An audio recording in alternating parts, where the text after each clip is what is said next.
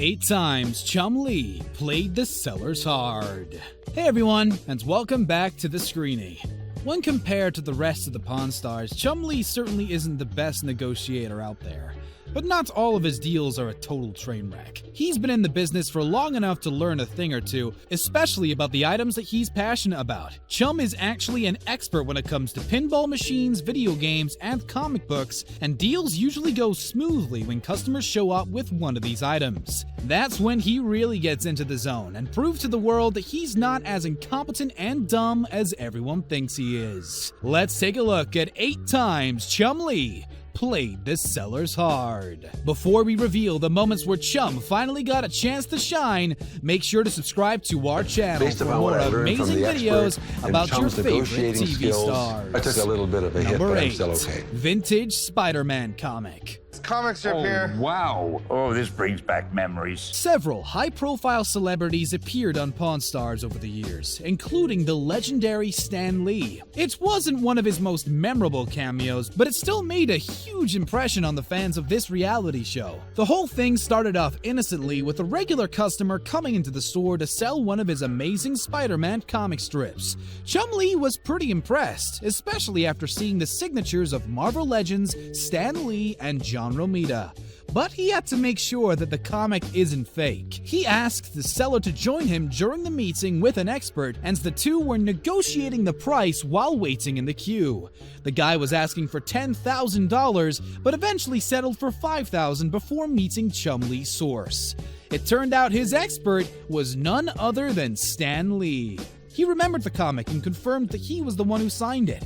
Chum shook hands with the seller on his way out and went to the back of the store to give him $5,000.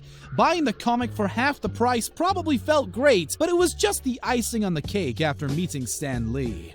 Number 7. Rick's 16,000 Japanese katana. What sword are you talking about? The one your dad said don't sell. Now I really want it.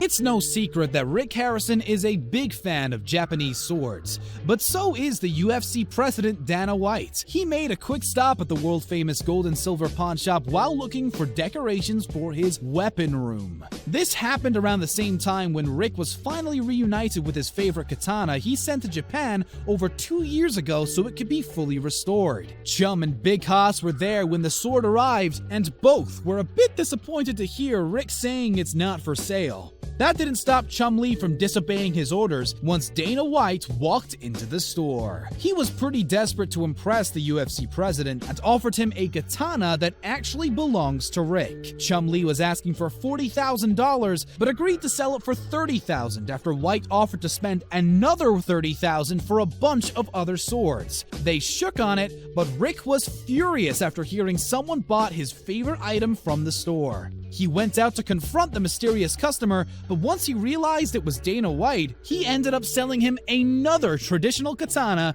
for $9,000. Number 6. US Open-themed Gibson guitar. No, you're on my list, all right? Give me a week. I'm not going to be on your list. Call somebody next time. Playing sellers hard doesn't always mean you made a good choice, and that's certainly what happens when Chum bought this strange guitar. The original owner, Kevin, got it as a present from someone who knew he's a guitar fan, but this piece was so hideous that even he couldn't stand the sight of it. Chumlee was hooked from the start, since he knew Les Paul is one of Gibson's best models, and he believed it would make for a good collectible item. It was a US Open-themed guitar after all, and even featured pictures of several tennis legends, including Andre Agassi and Billie Jean King. Instead of calling in an expert after Kevin asked for $5,000, Chumlee kept on negotiating on his own. After going back and forth for a couple of minutes, the guy agreed on a new price. Kevin walked away with $3,500, and Chum couldn't wait to brag about his latest purchase. Once he showed it to Rick and guitar expert Jesse Amoroso, he didn't feel so confident anymore.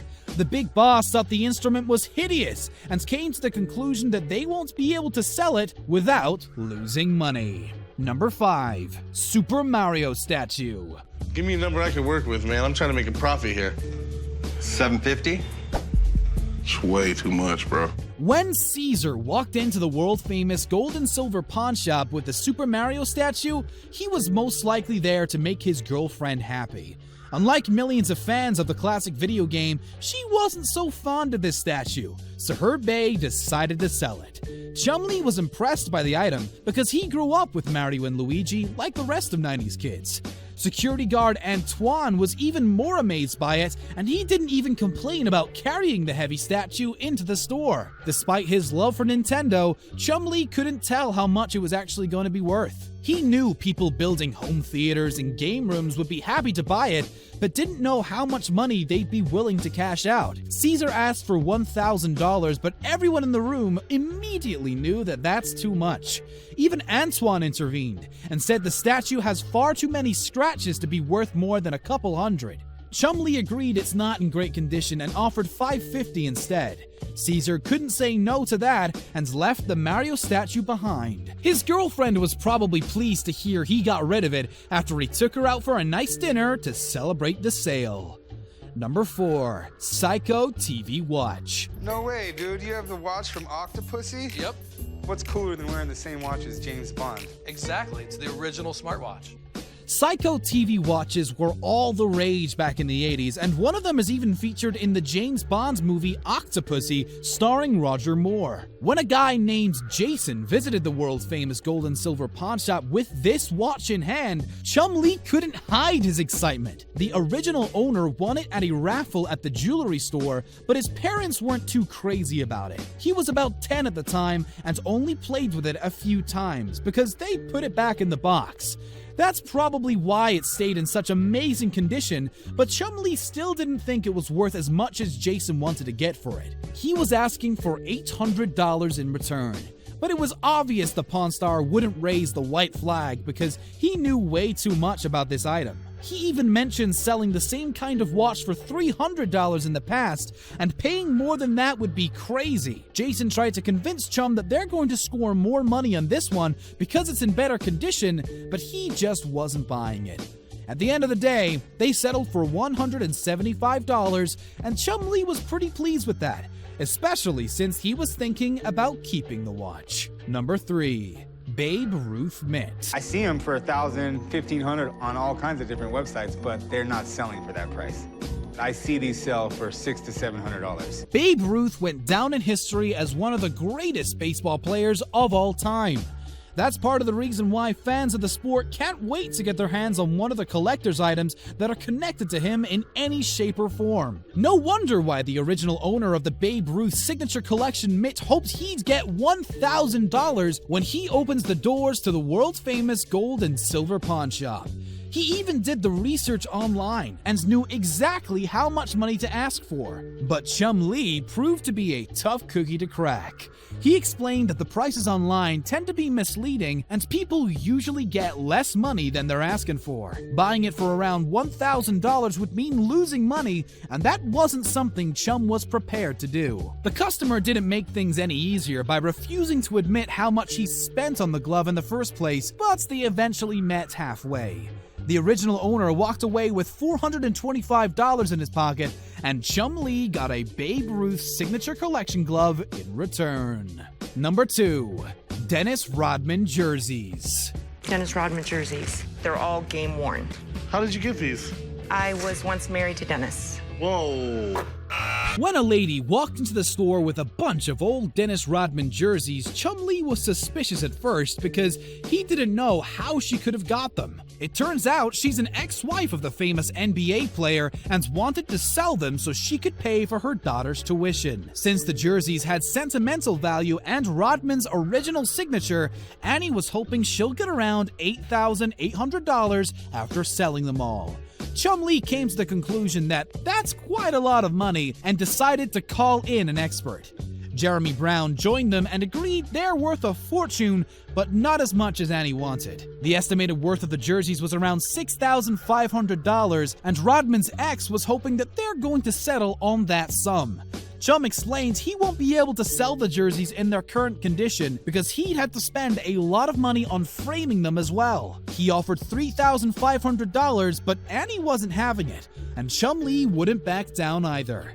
Since she didn't have any time to look for buyers online, she eventually walked away with $4,300.